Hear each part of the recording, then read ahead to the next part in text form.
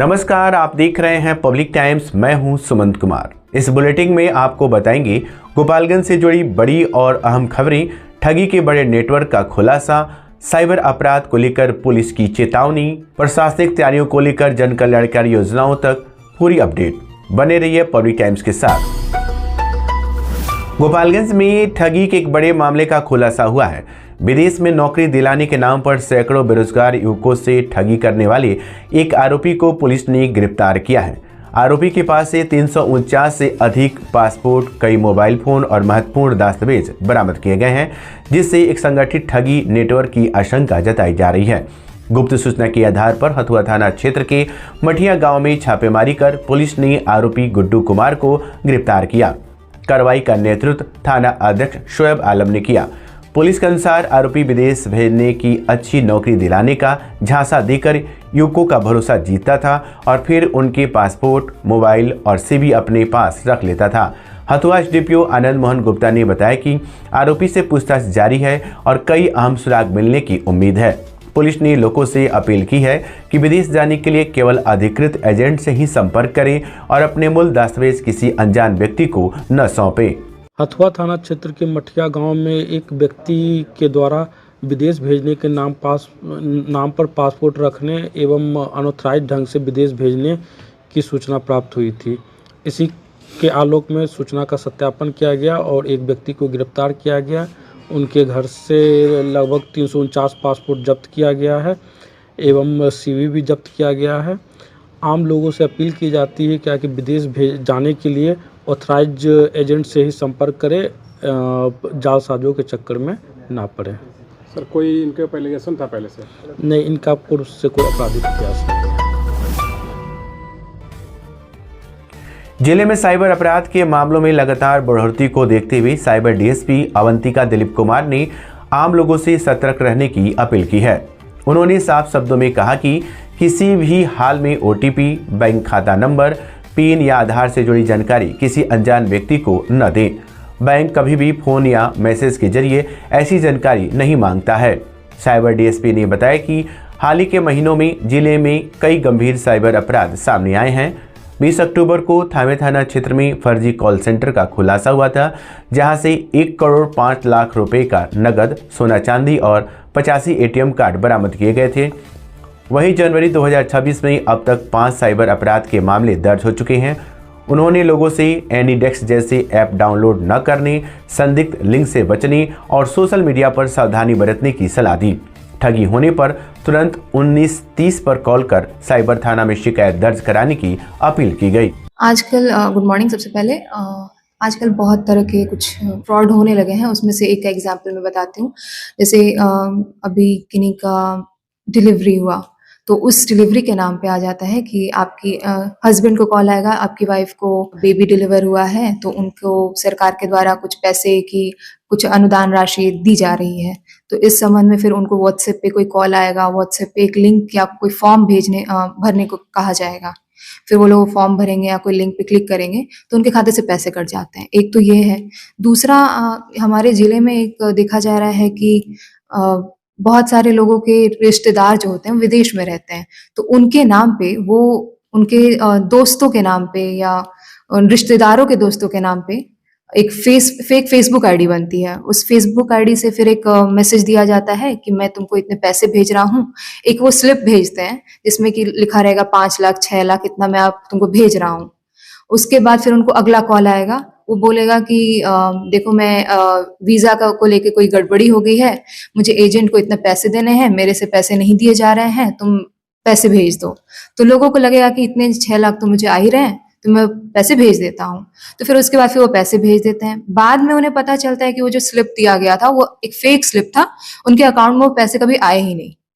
तब जाकर के उन्हें पता चलता है कि ये पैसे जो इन्होंने बाद में भेजे हैं, जो इनकी तरफ से विक्टिम की तरफ से भेजे गए हैं वो फेक फेसबुक प्रोफाइल पे, वो एक्चुअल फ्रॉडस्टर को भेज दिए गए हैं। तो ये खासकर गोपालगंज में बहुत ज़्यादा हो रही है। तो इस तरह के केसेस में हम लोगों ने कुछ डिटेक्शन भी किया है, बट लोगों को ये थोड़ा सावधानी बरतनी चाहिए कि कभी भी पैसे भेजने से पहले वेरीफाई कर लें कि वो पैसे किनको भेज रहे हैं। फ़ोन पे बात ज़रूर कर लें।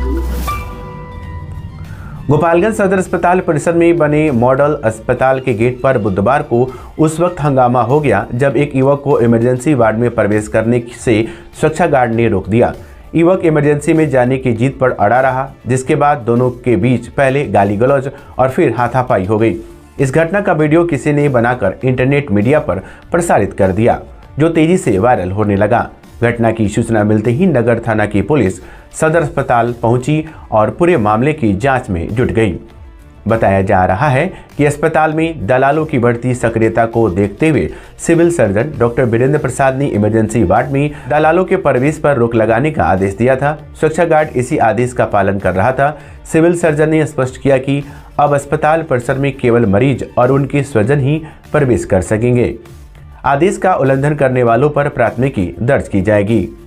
सदर हॉस्पिटल में आज से 2-3 दिन पहले से डीएस सर और मैनेजर साहब का काफ़ी दबाव आ रहा था कि अंदर में बहुत दलाल घूम रहे हैं। इसके प्रति सख्ती लिया गया।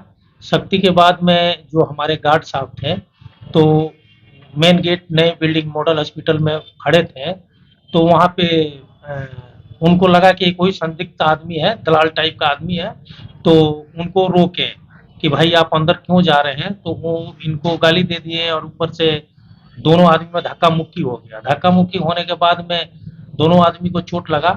फिर उसके बाद सूचना मिली, हम भाग के वहाँ पे पहुँचे। पहुँचने के बाद दोनों आदमी से पूछताछ किए तो उनके बाद में दोनों को समझा बुझा दिया गया कि आपको अंदर नहीं जाना है। अगर आपके साथ में कोई मरीज है तो आप लेके जाइए, इलाज कराइए, और ऊपर से आदेश है, आदेश को गार्ड को पालन करना ही है। ड्यूटी पे है और यही है। सिद्धवलिया स्थानीय क्षेत्र के मुसेरी स्थित डीएस पब्लिक स्कूल को बुधवार को सीबीएसई से औपचारिक संबद्धता प्राप्त हो गई। विद्यालय को सीबीएसई से संबद्धता मिलने की खबर सामने आते ही स्कूल परिसर में खुशी का माहौल बन गया। आपको बताते चले कि डीएस पब्लिक स्कूल बीते 7 वर्षों से क्षेत्र में शिक्षा के क्षेत्र में महत्वपूर्ण भूमिका निभा रहा है। विद्यालय में विद्यार्थियों के शैक्षणिक विकास के साथ साथ उनके बौद्धिक, मानसिक एवं शारीरिक विकास पर भी विशेष ध्यान दिया जाता है। इसके लिए समय समय पर खेलकूद प्रतियोगिताएं, निबंध लेखन, भाषण, गीत संगीत जैसे विभिन्न शैक्षणिक गतिविधियों का आयोजन किया जाता रहा है। वर्तमान समय की आधुनिक शिक्षा को ध्यान में रखते हुए विद्यालय में कंप्यूटर शिक्षा के साथ साथ एआई एवं रोबोटिक्स की भी पढ़ाई कराई जाती है। सीबीएसई से बोर्ड से संबद्धता मिलने पर विद्यालय के निर्देशक रज्जू कुमारी, प्राचार्य रविंद्र दास सहित शिक्षक रवि कुमार, रमेश कुमार, सुनील कुमार, रिंकू कुमारी, निधि कुमारी एवं गुंजा कुमारी ने एक दूसरे को बधाई दी और मिठाइयां बांटकर खुशी का इजहार किया। बताया गया कि सुदूर ग्रामीण क्षेत्र में स्थित इस विद्यालय को सीबीएसई बोर्ड से संबद्धता मिलने से अब ग्रामीण क्षेत्र के छात्रों के सपनों को नई दिशा मिलेगी और वे भी सीबीएसई पाठ्यक्रम के तहत गुणवत्तापूर्ण शिक्षा प्राप्त कर सकेंगे। गोपालगंज जिले के थावे थाना क्षेत्र अंतर्गत चनावे स्थित मंडल कारा में बंद विचाराधीन कैदियों के हित में एक सराहनीय पहल की गई। श्रम अधीक्षक के निर्देशन में श्रम विभाग द्वारा कारा परिसर में विशेष शिविर का आयोजन कर बुधवार को ई श्रम कार्ड बनाए गए। इस दौरान कुल 32 विचाराधीन बंदियों का ई श्रम कार्ड सफलतापूर्वक तैयार किया गया। ई श्रम कार्ड बनाने से इन बंदियों को भविष्य में श्रम विभाग की विभिन्न कल्याणकारी योजनाओं का लाभ मिल सकेगा, जिससे उनका सामाजिक और आर्थिक पुनर्वास आसान होगा। शिविर के दौरान बंदियों को ई श्रम योजना से जुड़ी जानकारियां भी दी गई। कार्यक्रम में कारा अधीक्षक सत्येंद्र कुमार सिंह, उपाधीक्षक सोहन कुमार सहित श्रम विभाग के अधिकारी मौजूद रहे। कारा प्रशासन ने बताया कि आगे भी बंदियों के कल्याण के लिए ऐसे कार्यक्रम जारी रहेंगे।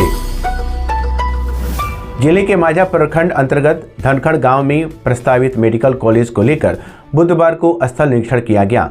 जिलाधिकारी पवन कुमार सिन्हा के नेतृत्व में डीडीसी निशांत कुमार विवेक और स्थानीय विधायक मंजीत कुमार सिंह ने प्रस्तावित भूमि का जायजा लिया। निरीक्षण के दौरान भूमि की उपलब्धता, पहुंच पथ और बिजली व्यवस्था की समीक्षा की गई। डीएम ने संबंधित अधिकारियों को मेडिकल कॉलेज स्थापना से जुड़ा प्रस्ताव और आवश्यक रिपोर्ट शीघ्र तैयार कर भेजने का निर्देश दिए।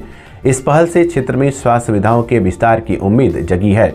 वहीं स्थानीय लोगों में मेडिकल कॉलेज को लेकर खासा उत्साह देखा गया।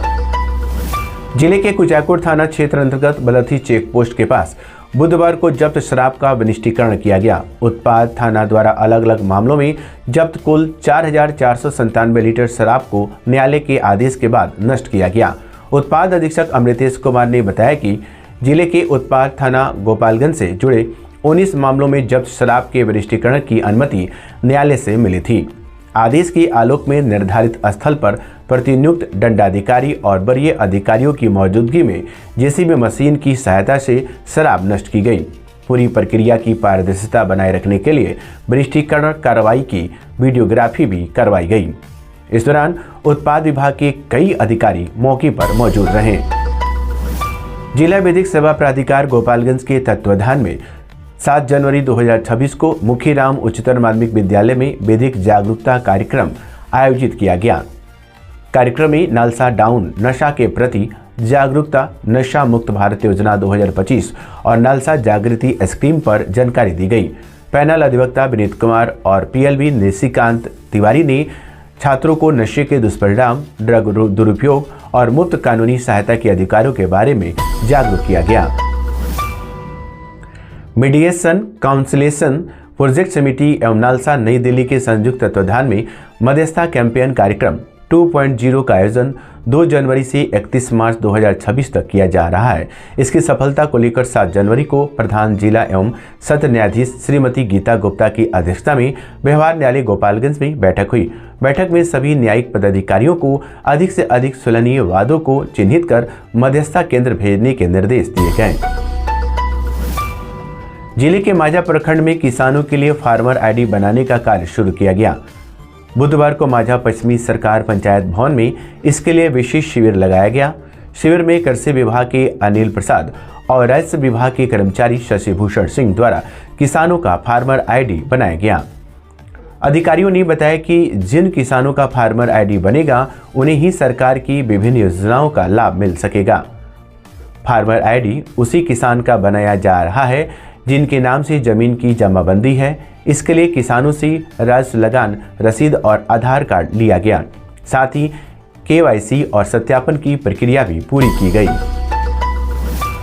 मुख्यमंत्री नीतीश कुमार की प्रस्तावित प्रगति यात्रा को लेकर गोपालगंज जिला प्रशासन पूरी तरह सतर्क है। इसी क्रम में जिला पदाधिकारी पवन कुमार सिन्हा एवं बरौली विधायक मंजीत सिंह ने बरौली प्रखंड क्षेत्र के विभिन्न महत्वपूर्ण स्थलों का संयुक्त निरीक्षण किया। निरीक्षण के दौरान हेलीपैड, प्रखंड कार्यालय, सामुदायिक स्वास्थ्य केंद्र में संचालित जीविका दीदियों की रसोई तथा बतरदे बांध का जायजा लिया गया।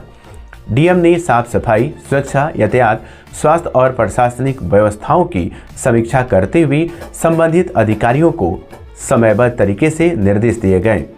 प्रशासन ने स्पष्ट किया कि मुख्यमंत्री की यात्रा के दौरान किसी भी तरह की लापरवाही बर्दाश्त नहीं की जाएगी।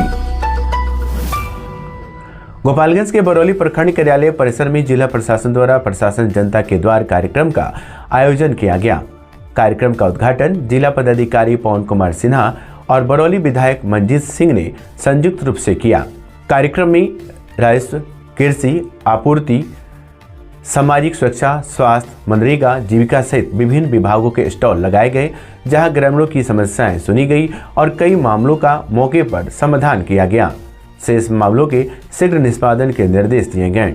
जिला प्रशासन ने जनता की समस्याओं की त्वरित समाधान को प्राथमिकता देने की बात कही।